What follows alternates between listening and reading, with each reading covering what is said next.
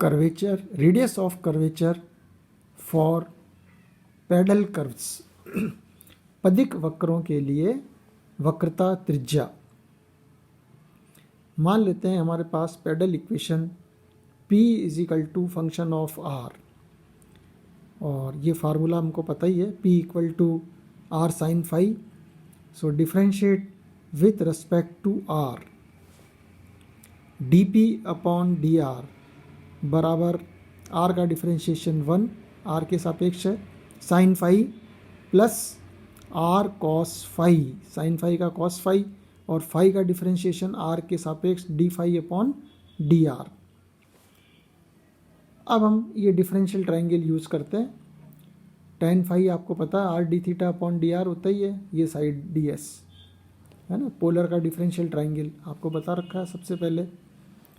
सो sine phi की value यहाँ से निकाल लेते हैं, R d theta upon D S, cos phi की value D R upon D S, R ऐसे का ऐसा ही, D phi upon D R, R दोनों में से common, D theta upon D S plus इसको पहले लिख दिया D phi upon D R into D R upon D S.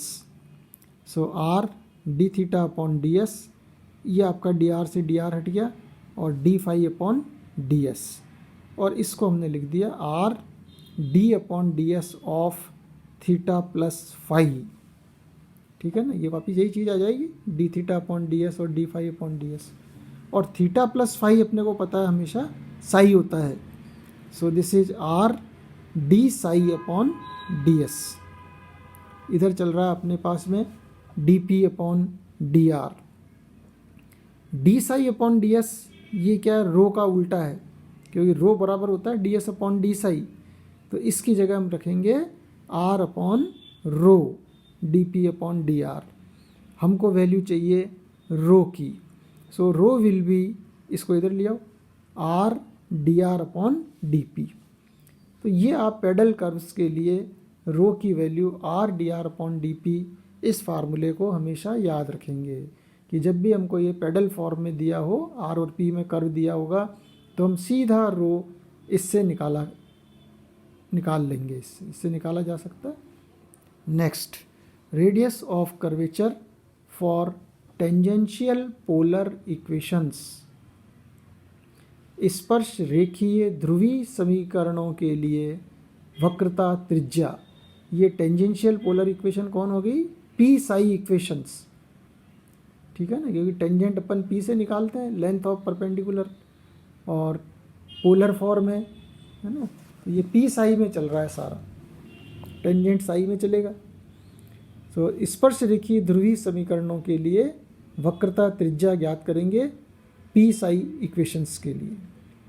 सो इसके लिए हम कैलकुलेट करते हैं सबसे पहले D P upon D psi. इसी चीज़ को हम यूँ लिख सकते हैं D P upon D R into D R upon D psi, और D R upon D psi की जगह रख देंगे D R upon D S into D S upon D psi. यानी D P upon D psi को हम लिख रहे हैं D P upon D R into D R upon D S into D S upon D Sai. ये दोनों S cancel, ये दोनों आर कैंसिल, सो वही D P upon D psi, वापिस इक्वेशन बैलेंस हो गई। फिर वही फाई का डिफरेंशियल ट्रायंगल यूज करें, R D theta upon D R is equal to tan phi बराबर R D theta upon D R, ये डी एस है ही अपने पास। So D R upon D S की वैल्यू हो गई अपने पास कॉस फाई, और D S upon D psi is always rho, और D P upon D R as it is. ठीक है, so D P upon D R cos phi, और रो का फार्मूला ये अभी अपन ने ऊपर निकाला, रो बराबर R D R upon D P, इसको यहाँ रख दिया। सो आर इसको अपन ने बाहर रख दिया, D P upon D R और D R upon D P, और ये कॉस फाई, ये दोनों आपके कैंसिल हो गए, तो आर कॉस फाई रह गया। So D P upon D psi is our R cos phi, D P upon D psi is R cos phi. और हम ये भी जानते हैं P equal to R sine phi होता ही है। इन दोनों इक्वेशंस को स्क्वायर करके ऐड कर लेते हैं, ताकि ये sine square phi cos square phi 1 हो गया और ये आर स्क्वायर हो जाएगा। So P square plus D P upon D psi का whole square, this is equal to are square. और differentiate this with respect to P, 2p plus 2dp upon D psi into D by D P of D P upon D psi, क्योंकि हमको differentiate p के सापेक्ष करना है। So this is 2p in plus 2dp upon D psi into D by D P of D P upon D Sai बराबर 2r dr upon D P. ठीक है, ये 2 सबके हटा दीजिए तीनों के।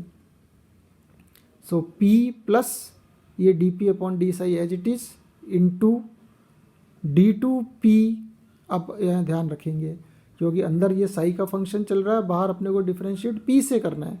सो d2p upon D psi square into D P upon D psi और आता है तो p के सापेक्ष किया, इसलिए D psi upon D P. ठीक है, इसका डिफरेंशिएशन साई के सापेक्ष होगा, इसलिए ऊपर डालना पड़ेगा आपको D psi upon D P. और R D R upon D P is our rho, अपने पास फार्मूला है। D psi upon D P से ये D P upon D psi cut गया, ये इंटू है। So P plus D two P upon D psi square is our rho. ठीक है, तो ये अपने पास रो का एक और फार्मूला प्राप्त हो गया, जो कि पी साई इक्वेशंस अगर अपने को दे रखी है उन फॉर्म्स के लिए हम इसको यूज़ करेंगे। Rho is equal to P plus D two P upon D psi square, इसको भी आप याद रखेंगे। अब हम लेते हैं radius of curvature for polar curves. Radius of curvature for polar curves. हमारे पास में वक्र, ध्रुवी वक्रों के लिए वक्रता त्रिज्या वक्र है अपने पास r बराबर एफ थीटा, और इसके ऊपर कोई बिंदु जनरल पॉइंट ले लिया p r थीटा, जहाँ पे हम रेडियस ऑफ कर्वेचर निकालेंगे। ये पोलर कर्व्स के लिए चल रहा है। ये इक्वेशन हम ऑलरेडी देख ही चुके हैं कि 1 upon P square is equal to 1 upon are square plus 1 upon R four D R upon D theta का whole square, this is number 1।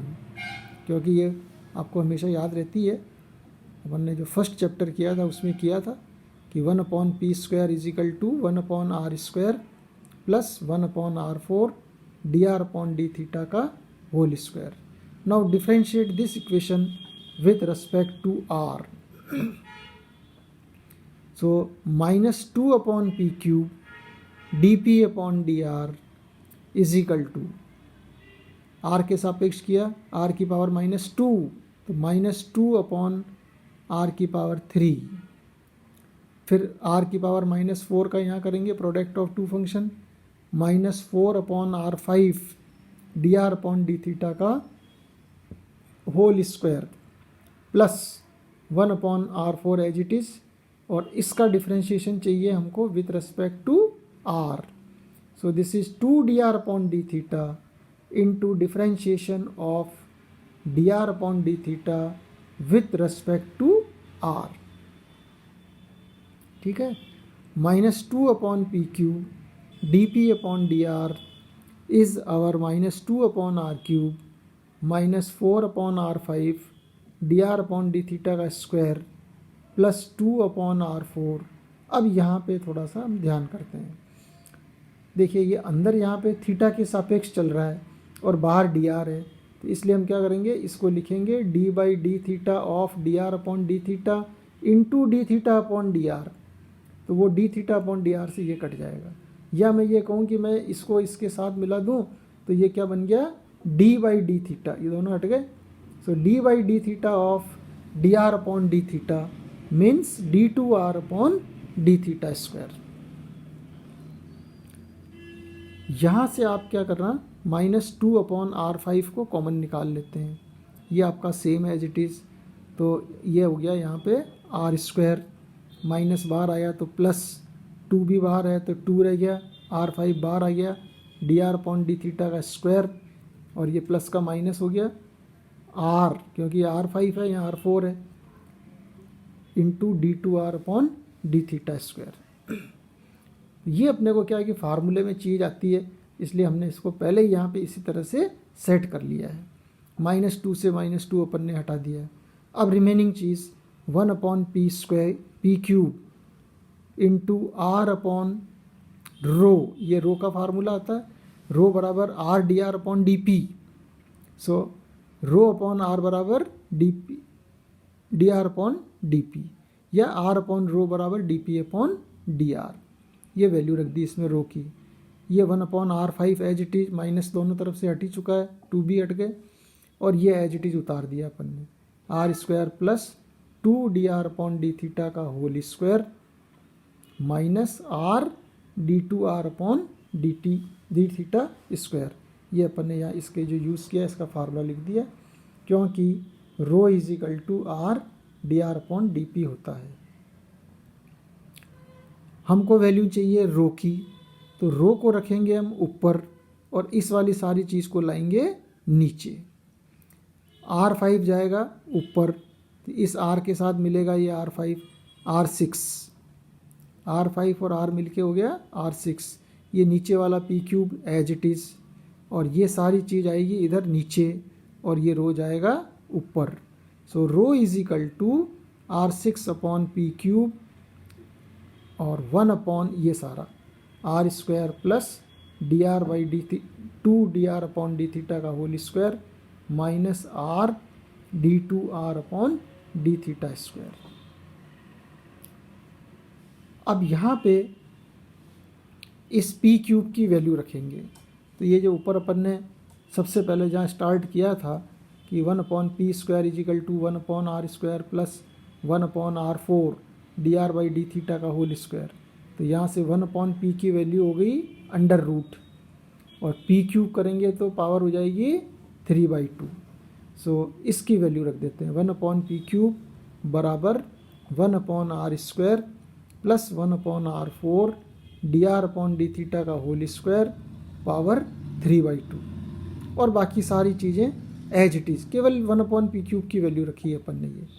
ये नीचे वाली चीज़ ये same r square plus 2dr by D theta का square minus r d2r upon D theta square, और ये जो R6 था ये हमारे पास में एज इट इज़ R6 रह गया। केवल हमने यहाँ 1 अपॉन पी क्यूब की वैल्यू रखी है, क्योंकि 1 अपॉन पी स्क्वायर हमारे पास में 1 upon are square plus 1 upon R4 dr upon D theta का होल स्क्वायर होता है, इसलिए p की वैल्यू का मतलब इस पूरे की पावर हाफ, और पी क्यूब चाहिए तो पावर 3/2, इसलिए ये 3/2 बन गया। यहाँ से आप क्या करेंगे, R4 नीचे से कॉमन निकाल लो, ठीक है, यानी इसको हमने क्या कर दिया, एक तरह से आर स्क्वायर से मल्टीप्लाई डिवाइड कर दिया इसको, तो ये आर स्क्वायर हो गया plus dr by D theta का होल स्क्वायर पावर 3/2, ये R4 हो गया, बाहर का R6 एज इट इज़, और ये नीचे वाली चीज़ same r square plus 2dr by D theta का square minus r d2r by D theta square.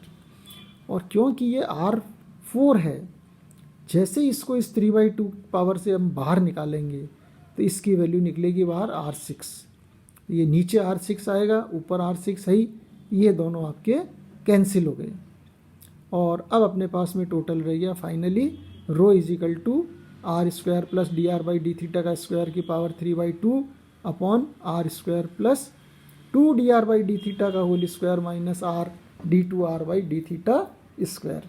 इससे हम किसी भी पोलर कर्व्स का रेडियस ऑफ कर्वेचर रो ज्ञात कर सकते हैं, कि हम dr बाई डी थीटा निकाल लें, d2r निकाल लें, वैल्यू रख दें इसमें, और अगर पॉइंट दिया हुआ तो उस पॉइंट से चलेंगे एंड सॉल्व, तो ये पोलर कर्व्स के लिए रो हो जाएगा।